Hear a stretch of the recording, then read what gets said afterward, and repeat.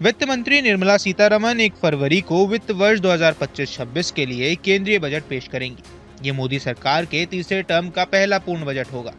हर साल की तरह इस साल भी आम लोगों और इंडस्ट्री के बजट से काफी लोगों को उम्मीदें होती हैं। पिछले बजट में वित्त मंत्री ने सोने और चांदी पर कस्टम ड्यूटी कम करने का ऐलान किया था, जिसके बाद सोने और चांदी की कीमतों में नरमी देखी गई थी।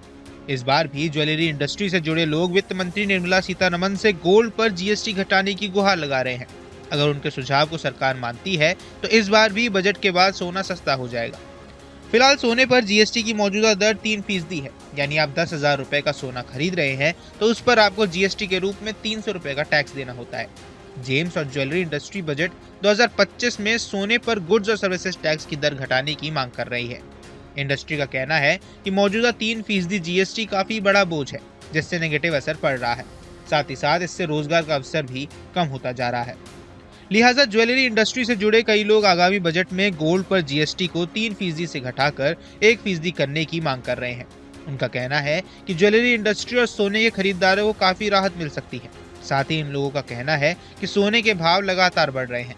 ऐसे में उस ज्यादा जीएसटी देने से ज्वेलरी उद्योग के साथ साथ ग्राहकों पर भी बोझ पड़ता है।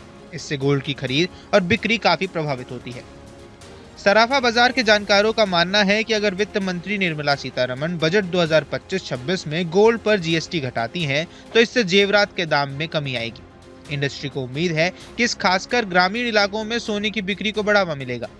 इंडस्ट्री लैब ग्रॉन डायमंड्स के लिए रियायती जीएसटी दर लागू करने की गुहार लगा रही है। अभी नेचुरल और लैब ग्रॉन डायमंड्स दोनों पर समान जीएसटी दर लागू है। साथ ही ज्वेलरी इंडस्ट्री और मार्केट से जुड़े लोगों का मानना है कि इस बार बजट में कस्टम ड्यूटी घटाने की गुंजाइश ना के बराबर है।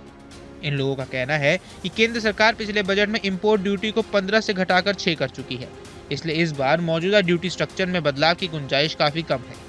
साथ ही इन लोगों का कहना है कि सरकार सोने के बढ़ते आयात को कम करने के लिए देश के भीतर स्क्रैप गोल्ड की रिसाइकलिंग को बढ़ावा देने की शुरुआत कर सकती है।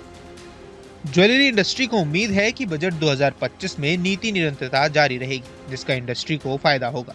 इन लोगों का कहना है कि कीमती आभूषणों की मांग को बढ़ावा देने के लिए बजट में डिस्पोजेबल इनकम और खपत को बढ़ावा देने वाली नीतियों की जरूरत है। बजट में लोगों के लिए सोने के मुद्रीकरण योजना को और अधिक आकर्षक बनाने के उपाय भी काफी बेहतर पहल हो सकते हैं। इससे घरों में पड़ा सोना मार्केट में आएगा। यह सोने के आयात को कम करने में अहम भूमिका निभाएगा, जिससे सरकारी खजाने को भी फायदा होगा। वित्त मंत्री निर्मला सीतारमण ने पिछले साल 23 जुलाई को बजट पेश किया था। इसमें उन्होंने गोल्ड पर कस्टम ड्यूटी 15% से घटाकर 6% करने का ऐलान किया था। उस दौरान सोने की डिमांड में काफी तेज उछाल आया था। इंडस्ट्री को उम्मीद है कि अगर इस बार भी बजट में जीएसटी कटौती के रूप में राहत दी जाती है तो गहनों की खरीद में भारी उछाल आ सकता है। बाकी इस पूरे मुद्दे पर आपकी क्या राय है, हमें कमेंट बॉक्स पर जरूर बताएं। देश दुनिया की तमाम खबरों के लिए न्यूज स्टेट के चैनल को सब्सक्राइब करना न भूलें। न्यूज नेशन अब व्हाट्सएप पर खबरों की ताजा अपडेट के लिए न्यूज नेशन के इस क्यूआर कोड को स्कैन करें।